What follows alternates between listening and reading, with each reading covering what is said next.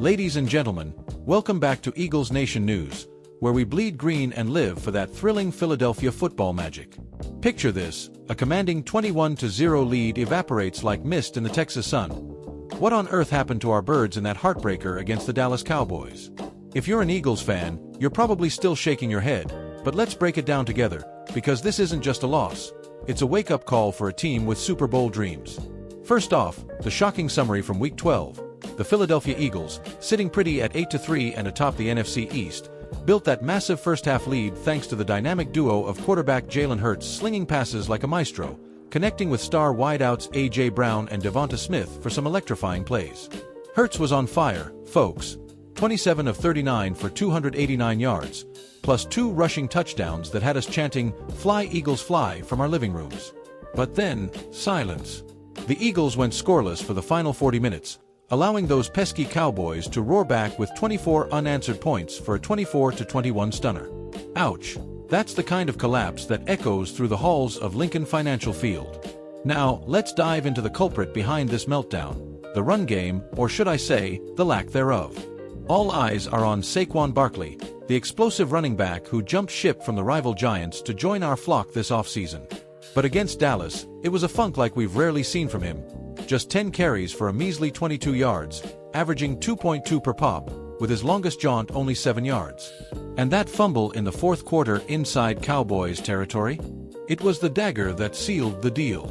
Saquon, ever the class act, stepped up post-game and owned it all. He said, "I'm a big believer that the run game starts with me, ends with me. I'm in a little funk right now. I've had funks like this before. Just gotta break it. Only way I know how is by flushing this, working my butt off, and get ready for my next opportunity." Respect to Barkley for that accountability. It's what makes him a leader in that locker room. But hey, this isn't just on Saquon. Let's talk tactics. Offensive coordinator Kevin Patullo called only 18 run plays the whole game. That's right, limiting Barkley to those 10 touches while backup Tank Bigsby got just 1 crack for 8 yards. Bigsby's been averaging nearly 8 yards a carry this season, so why not unleash him more? In the second half, the ground game vanished. Barkley managed 9 yards on 4 carries as the Eagles pivoted to a pass-heavy script.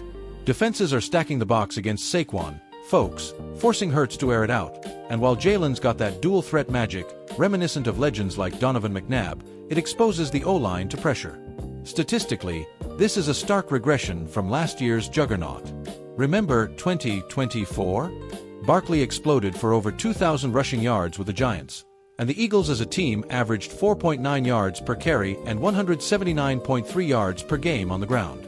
This season, a dismal 3.9 yards per carry and 115.2 yards per game overall. Barkley's at 662 yards and 4 TDs through 11 games, ranking 4th in carries but just 14th in yards, with only one 100-yard outing compared to 11 last year. The run rates dipped to 48.1% of plays, still top 3 in the league, but down from 56.3%. Add in a season-high 14 penalties for 96 yards, those drive killers negated big gains and swung momentum. It's like watching a rerun of past Eagles pitfalls, but with higher stakes in this NFC East dogfight. Historically, this reminds me of the Eagles' gritty legacy. We've overcome tougher slumps. Think back to the 2017 Super Bowl run, when Nick Foles stepped in and led US to glory against all odds, or the Brian Dawkins era where our defense was a snarling wolf pack. Reggie White, the Minister of Defense, would have loved this team's potential, but he'd be preaching discipline right now. And let's not forget our heated rivalry with the Cowboys, America's team. More like our favorite punching bag, but they got the last laugh this time, tying the all-time series at 70-70 or something epic like that. Philly fans, with your passionate tailgates and that iconic EAGLS spell out, you know we thrive on adversity. Imagine if we caught up with head coach Nick Sirianni after the game. He'd probably say something like, "Look, we're 8-3, but we're not satisfied. Saquon's a beast, we've seen it. We'll scheme better, get that O-line firing on all cylinders, and remind everyone why we're contenders." Or a fictional fan quote from the stands, "Man, that loss stung, but if Barkley bounces back like he did in 24, we're unstoppable. Go Birds!" Looking ahead, this weak run game, paired with defensive injuries, raises red flags as we eye the playoffs. But implications. Huge. A win streak could lock up the division early, especially with the Giants and Commanders lurking. Predictions. Barkley snaps out of it against the Bears on Black Friday.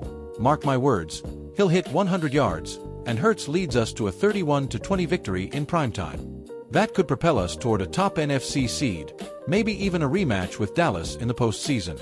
Eagles faithful, don't hang your heads. This is Philly football. We fight back harder. Tune in for that Black Friday clash against Chicago, and keep following us for all the latest. What do you think? Will Saquon reclaim his throne?